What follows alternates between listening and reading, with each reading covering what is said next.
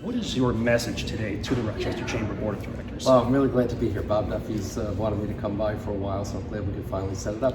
The message is New York State is still in a recovery mode, 10 years after the depths of the Great Recession. There are challenges with our revenue picture, more volatility than we're used to.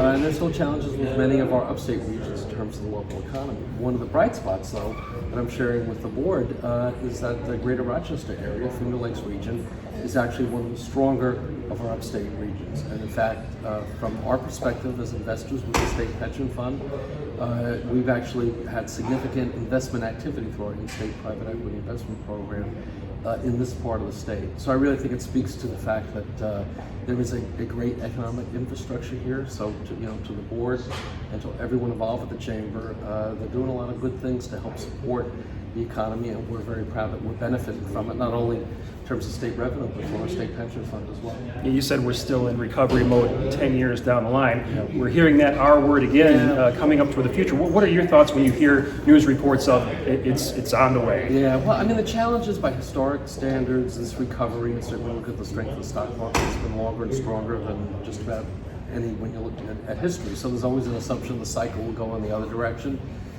And we're certainly assuming a lower return environment when we look at our pension fund and investment picture.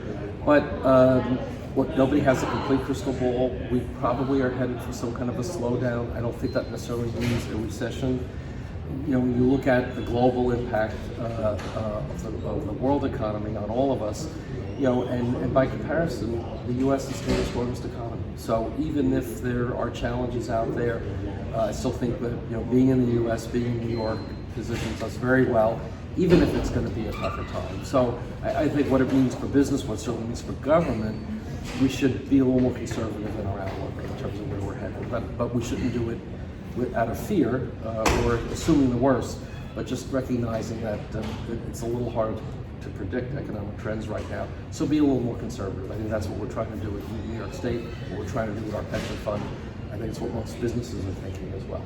You chatted just a moment ago with Rochester Chamber CEO Bob Duffy and some of our board of director members. What are some takeaways that you're going to take with you back to Albany that you're hearing here today?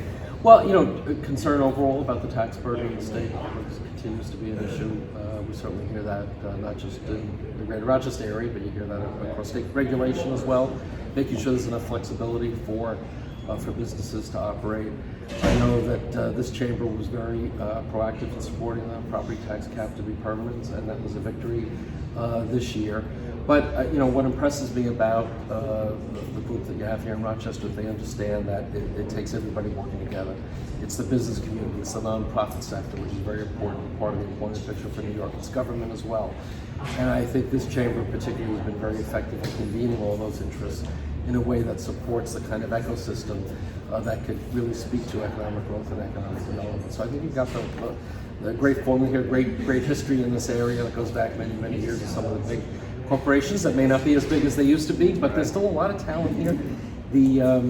Certainly the group shared with me their confidence in the higher education sector, the intellectual powerhouse that really is here in this part of the state, and the importance of keeping the educated workforce right here. So there were some good takeaways for me. You mentioned talent and education, and Rochester Chamber this year has really ramped up its efforts in talent strategy and workforce development, and part of that is education, of course, and it starts right down here in the city with the Rochester City School District, which has recently found himself in a $30 million plus deficit in its budget. Comptroller's office is looking into it. What can you tell us about your efforts there? Well, it's just starting. There is a problem with the hole in the budget. The mayor and the state legislators asked us to get involved. So we just started our engagement so that any audit takes a certain period of time. We're going to look, to try to get to the bottom of the numbers, what caused the shortfall. We've audited Rochester City Schools before. We found some deficiencies in the past. Again, audit hasn't been completed, so I can't predict what the outcome is going to be, but hopefully our findings will help to get the school district finances on the right path. Very important because Rochester City Schools is a dependent school district. So when there's a problem with the city schools, it has a potential impact on the city's finances. So, and that's why the mayor is very concerned about where it's all headed. We'll be keeping a close eye on that. New York State Comptroller Tom DiNapoli, thanks for being with us today. Thank you. Appreciate it, sir. Thanks.